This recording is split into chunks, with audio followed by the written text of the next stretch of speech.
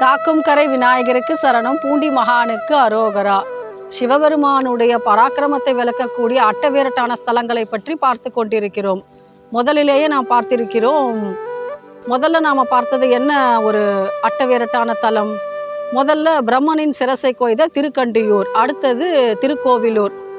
நாம் இதில் பார்த்துருக்கலாம் அந்தகாசுரனை அழித்த வரலாறு. அடுத்தது திருவதிகை திரிபுரம் எரித்த திரிபுராந்தகருடைய அற்புதமான வரலாறு. அதற்கடுத்தது நாம் பார்த்தது நான்காவது அட்டவீரட்டான ஸ்தலம். அதிலே சிவனுடைய பராக்கிரமத்தை நாம் பார்த்திருக்கலாம். தட்சனுடைய தலையை கொய்து ஆட்டின் தலையை வைத்த அற்புதமான வரலாறு, திருப்பரியலூரை பற்றிய அந்த ஸ்தலத்தின் வரலாறு. அடுத்தது நாம் பார்த்தது திருவிற்குடி. இதிலே நாம் சலந்தராசுரனை அழித்த வரலாற்றை பற்றி பார்த்தோம். இப்பொழுது நாம் பார்க்க இருப்பது திருவழுவூர். இந்த ஸ்தலத்தை பற்றி நாம் காண இருக்கிறோம். இது மயிலாடுதுறைக்கு பக்கத்தில் அமைந்திருக்கக்கூடிய ஸ்தலம்.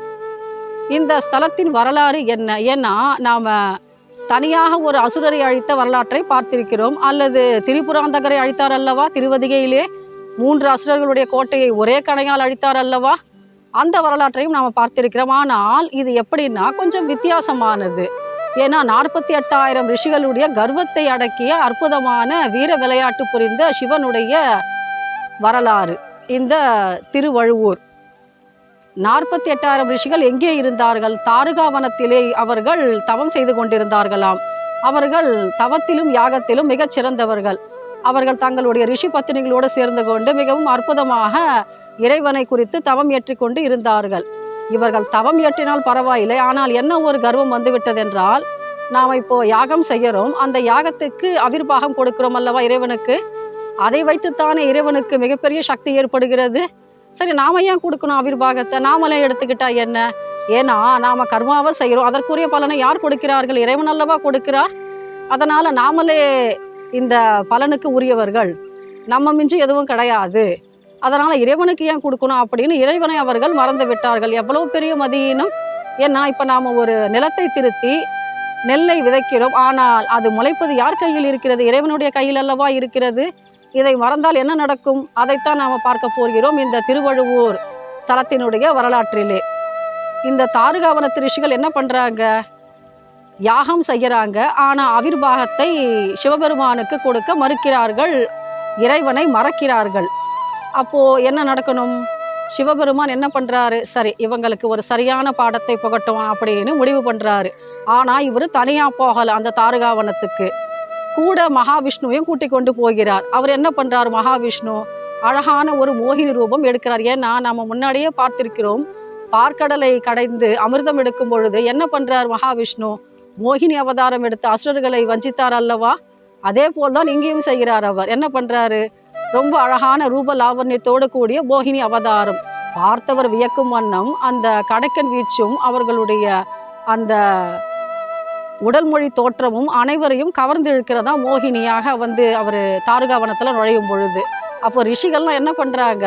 தவம் செய்வதை மறந்து விடுகிறார்கள். தன்னை மறந்த நிலை அவர்களுக்கு வந்து விடுகிறது. இதில் அவங்களுக்கு போட்டி வேற என்னன்னா, அந்த மோகினி என்னைத்தான் பார்த்தாள், அவள் என்னைத்தான் விரும்புகிறாள் அப்படின்னு இவங்க தனக்குத்தானே போட்டி போட்டுக்கிறாங்களாம். ஆனால் இன்னொரு பக்கம் என்ன பண்ணுறாரு பாருங்க, சிவபெருமான் பிச்சாடனராக வடிவம் கொள்கிறாராம். ஆனால் பிச்சாடனா நாம் எப்படி நினைப்போம்? எலும்பும் தோலுமாக இருப்பார்கள் என்று நாம் நினைத்திருக்கலாம். ஆனால் அப்படி கிடையாது. சிவபெருமான் ரொம்ப அழகான ஒரு உடல் தோற்றத்தோடு அங்கே போய் நிற்கிறாராம் தாருகாவனத்து ரிஷி பத்திரிகளிடம். வந்து என்ன பண்ணுறார்? ஒவ்வொரு வீட்டாண்டே நின்றுட்டு எனக்கு ஏதாவது பிச்சை இட முடியுமா அப்படின்னு கேட்கிறாராம். ஆனால் இவரை பார்த்தா பிச்சாடனர் மாதிரியாக தெரிகிறது. எவ்வளவு அழகான தோற்றம், கண்டவர் வியக்கும் வண்ணம். அதனால் ரிஷி பத்தினிகளாம் என்ன பண்ணுறாங்களாம், தங்களுடைய அந்த கையில் இருக்கக்கூடிய வளையல்கள் கழண்டு விழும் மாதிரி அவ்வளவு ஏக்கத்தோடு அவர் பின்னாடியே போய் விடுகிறார்களாம். இதையெல்லாம் பார்த்தார்களாம் ரிஷிகள், தாருகாவனத்து முனிவர்கள். அவங்க என்ன நினைக்கிறாங்க? நாம் கொஞ்சம் நிலை தடுமாறி விட்டோம் அல்லவா. அவங்க தியானத்தில் அமர்ந்து பார்க்கும் பொழுது இந்த வேலையெல்லாம் செய்தது யார் என்று அவர்களுக்கு புரிந்து விட்டது. செய்தது யார்? மோகினி அவதாரம் எடுத்தது யாரு? மகாவிஷ்ணு அல்லவா. இப்போ பிச்சாடனராக வந்தது யார்? சிவபெருமான் அல்லவா. இவங்க 2 பேரும் சேர்ந்து என்ன பண்றாங்க? நம்ம யாகத்தையும் நம்மளுடைய தவத்தையும் அல்லவா குலைக்கிறார்கள். சரி, நாம இப்படி பண்ணிட்டாங்க இல்லையா, அதுக்கு நாம எதிர்த்தாக்குதல் கொடுக்கணும் இல்லையா. அவங்க என்ன பண்றாங்க? முத்தி வளர்த்து யாகம் செய்கிறார்களாம். நாம் நினைக்கலாம் முத்தினா என்ன அப்படின்னு. ஏன்னா ஆகவனியம், தட்சிணாக்கினியம், கார்கபத்தியம் என்ற 3 தீ வளர்த்து முனிவர்கள் யாகம் செய்வார்கள். இது கடவுளுக்கு, இது சரியானது. ஆனால் இவங்க என்ன பண்ணுறாங்க, அபிச்சார ஹோமம் பண்ணுறாங்க. அதர்வன வேதத்தை பயன்படுத்தி யாரையாவது அழிக்கணும்னு நினச்சாக்கா இதை செய்வாங்க, இந்த அபிச்சார ஹோமத்தை. ஆனால் கடவுள் வேலை ஏவலாமா? எவ்வளவு பெரிய முட்டாள்தனம் இது! ஆனால் அதை அவங்க செய்யறாங்க, கொஞ்சமும் யோசிக்காம. ஏன்னா அவங்களுக்கு தன்னை மிஞ்சி எதுவும் கிடையாது இந்த உலகத்தில் அப்படின்ற கர்வம் வந்து விடுகிறது. அப்போ என்ன பண்ணுறாங்க, எல்லா ரிஷிகளும் அமர்ந்து பெரிய யாகம் வளர்க்கிறார்களாம். வளர்த்தி அந்த யாகத்தியை அனுப்புகிறார்களாம். நெருப்பை சிவபெருமான் மீது ஏவி அவரை கொல்வதற்கான முயற்சி. ஆனால் அவர் என்ன பண்ணுறாரு, சிவபெருமான் அதை கையில் வாங்கி கொள்கிறார். அடுத்தது என்ன பண்ணுறாங்க, சரி இதையும் அவர் முறியடிச்சிட்டார் இல்லையா, நாம் 2வது ஒரு தாக்குதல் நடத்துவோம் அப்படின்னு என்ன பண்ணுறாங்க, ஒரு பெரிய அசுரனை அவர்கள் உருவாக்குகிறார்களாம். அது மான் கொண்ட வடிவம் கொண்டு வருகிறதாம் சிவபெருமானை நோக்கி.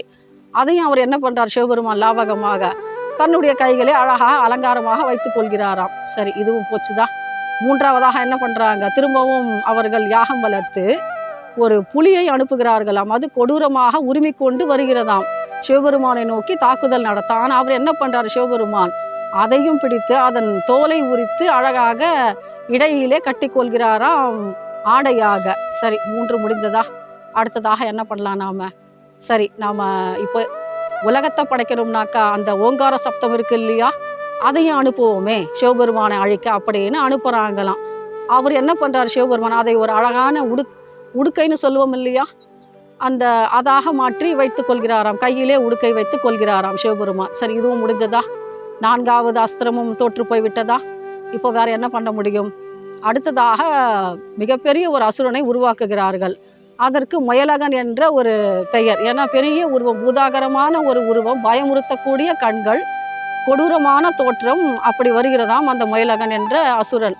ஆனால் சிவபெருமான் என்ன பண்ணுறாரு, அந்த முயலகனையும் அழித்து தன்னுடைய வலது காலை அவனுடைய நடுமுதுகிலே வைத்து மிதித்து விடுகிறார். ஒரே மிதியாக அழகாக இடது காலை தூக்கி நமக்கு தம்முடைய பாத தரிசனத்தை காட்டுகிறார். ஏன்னா நம்ம எந்த கோவிலுக்கு போனாலும் சிவபெருமானுடைய அழகான தோற்றத்தை பார்க்க முடியும், தரிசனம் செய்ய முடியும். ஆனால் பாதத்தை பார்த்திருக்கிறோமா? இறைவனுடைய திருவடி மேம்பட்டது அல்லவா, அதை பார்க்க நமக்கு கொடுத்து வைத்திருக்க வேண்டும் அல்லவா. ஆனால் இந்த தலத்திலே அது நமக்கு சுலபமாக கிடைக்கிறது. உலகத்திலே வேறு எங்கும் இல்லாத ஒரு சிறப்பு என்னன்னா, சிவபெருமான் தன்னுடைய திருவடியை காட்டுகிறார் பக்தர்களுக்காக. ஏன்னா உங்களுக்கு எத்தனை கஷ்டங்கள் வந்தாலும் நான் காப்பாற்றுகிறேன் என்ற ஒரு அருமையான நமக்கு சமிஞ்சையை கொடுக்கிறார், ஒரு அர்த்தத்தை கொடுக்கிறார். நான் தூக்கிய திருவடியை காட்டுகிறேன், அதிலே நீ சரணாகதி அடைந்தாயானால் நான் உன்னை காப்பாற்றுகிறேன் என்ற வாக்குறுதி கொடுக்கிறார். அன்பர்களுக்கு எல்லாம் ஒரு அறைகூவல் விடுக்கிறார் இதன் மூலம். இங்கேயும் அதை தான் நடந்தது. சரி எல்லாம் முடிச்சாச்சு. இவங்க தாரகாவனத்து ரிஷிகள் எல்லா ஒரு அஸ்திரத்தையும் கொடுத்தாச்சு, எல்லா ஒரு சக்தியும் அவங்க கொடுத்து சிவபெருமானை அழிக்க அனுப்பியாயிற்று. ஆனால் இப்போ அவர் அழிக்க முடியலை, நின்றுக்கிட்டு இருக்காரு. சரி வேற என்ன பண்ணுறது, இப்போ எல்லாம் முடிஞ்சாச்சுது. சரி இப்போ என்ன பண்ணலான்னு யோசிக்கிறாங்க. அடுத்தது தன்னுடைய சக்தியெல்லாம் கூட்டி 48,000 ரிஷிகளும் ஒரு மிகப்பெரிய யாகத்தை நடத்தி என்ன பண்ணுறாங்கன்னாக்கா ஒரு பெரிய அசுரனை உருவாக்குகிறார்கள். அது கரிய உருவம் கொண்ட கஜாசுரன் என்னும் அரக்கன். அவன் எப்படி இருக்கான், யானை முகத்தோடு இருக்கிறான். அவனை அனுப்பி விடுறாங்க. வெறி கொண்ட அந்த யானை என்ன பண்ணுது, சிவபெருமானை அழிக்க ஓடி வருகிறதாம், தன்னுடைய மத்தகத்தை காட்டிக்கொண்டு பிளிரி கொண்டும்.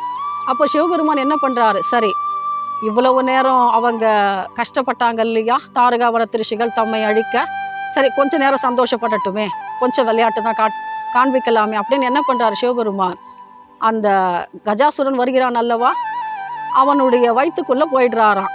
இப்போது உலகமே இருண்டு போச்சு இல்லையா. பார்வதி அம்மையாருக்கு பயம் வந்து விட்டதான். ஏன்னா எங்கே போனார்னு தெரியலையே சுவாமி அப்படின்னு. முருகப்பெருமான் அழுகிறாராம். அவரை தூக்கி இடுப்பிலே வைத்துக் கொள்கிறாளாம் பார்வதி. எங்கே போனார் அப்பான்னு தெரியலையே, உலகமே இருட்டாயிடுச்சு அப்படின்னு. அப்போது சிவபெருமான் என்ன பண்ணுறாரு, கொஞ்ச நேரம் தாரகாவனத்து ரிஷிகளை கொஞ்சம் மகிழ்விக்கிறார். இப்போ என்ன பண்ணுறாங்க, ஆஹா நாம் சிவபெருமானை அழித்து விட்டோம் அல்லவா, அந்த கஜாசுரன் என்ன பண்ணுறான், உள்ளே முழுங்கிட்டான் இல்லையா சிவபெருமான, இத்தோடு முடிஞ்சது அவருடைய கதை, அவ்வளவுதான் அப்படின்னு ரொம்பவும் சந்தோஷம் கொள்கிறார்களாம்.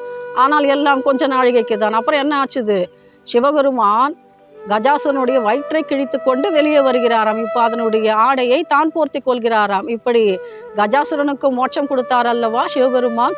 இந்த அற்புதமான தோற்றம்தான் திருவழுவூரிலே அமைந்திருக்கக்கூடிய உன்னதமான ஒரு ஸ்தல தரிசனம் நமக்கு. இதில் நாம் ஒன்று பார்க்கணும். ஏன்னா மகாகாலேஸ்வரர் என்ற பெயரிலே உஜ்ஜயினிலே ஒரு 12 ஜோதிர்லிங்கங்களிலே அது ஒன்று. அதிலேயும் இதே கஜாசுர சம்ஹார மூர்த்தியாக விளங்குகிறார் சிவபெருமான். நம்முடைய தமிழ்நாட்டிலே இங்கே நமக்கு திருவழுவூரில் இந்த அற்புதமான திருக்கோலத்தை காட்டி அருள்கிறார் சிவபெருமான். எவ்வளவு அற்புதமான பராக்கிரமம்! ஏன்னா தாருகாவனத்து ரிஷிகளுடைய கர்வத்தை குலைத்தார் அல்லவா? உலகத்தில் இறைவன் முதன்மையானவர் அல்லவா? என்ன பாடுறார் மாணிக்க வாசக பெருமான்? தந்தது உந்தன்னை கொண்டது எந்தனை சங்கரா ஆர்குல சதுரர்னு பாடுறாரு இல்லையா? யார் நம்ம சாமர்த்தியசாலின்னு சொல்லுவோம்? நம்மளை கொடுத்து சிவபெருமானை வாங்க வேண்டும் அல்லவா? ஆனால் இவங்க என்ன பண்ணுறாங்க? கர்வத்தை கொடுத்தல்லவா வீணாக தங்களுடைய சக்தியை வீணடித்து கொண்டார்கள். இந்த அற்புதமான திருக்கோலத்தை காட்டி அருளிய சிவபெருமானுக்கு நாம் பெரும் நன்றி சொல்லணும். ஏன்னா நமக்கு இந்த மாதிரியான ஒரு அற்புதமான தோற்றம் கிடைத்திருக்குமா? தாருகாவனத்து ரிஷிகளுக்கு நாம் நன்றி சொல்லணும். ஏன்னா அவங்க இப்படிப்பட்ட ஒரு யாகத்தை செய்யலைனாக்கா சிவபெருமானுடைய பராக்கிரமம் வெளிப்பட்டு இருக்குமா? எவ்வளவு அற்புதமான தோற்றம் சிவபெருமானுக்கு! இந்த தோற்றத்தை அல்லவா காட்டி கொண்டிருக்கிறார் திருவழுவூரிலே. தாருகாவனத்து ரிஷிகளுடைய கர்வத்தை குலைத்த சிவபெருமானுடைய திருவடிகளை வணங்கி நம்முடைய பக்தி பயணத்தை மேற்கொள்வோமாக. மீண்டும் சந்திப்போம் ஒரு அற்புதமான பதிவிலே. ஏன்னா நாம் இப்போ 6 ஸ்தலங்களை பார்த்து விட்டோம், அட்டவிரட்டான ஸ்தலங்களில். இன்னும் எஞ்சி இருப்பது என்ன? இன்னும் 2 தலங்கள் தானே. அது திருக்கடவுர் அல்லவா? கேட்டாலே நமக்கு ரொம்பவும் பரவசமூட்டக்கூடிய அற்புதமான ஸ்தல வரலாறு அல்லவா அது? அந்த ஸ்தலத்தினுடைய வரலாற்றை பற்றி நாம் அடுத்த அத்தியாயத்திலே பார்க்கலாம். மீண்டும் சந்திப்போம் ஒரு அடுத்த பதிவிலே. காக்கும் கரை விநாயகருக்கு சரணம், பூண்டி மகானுக்கு அரோகரா.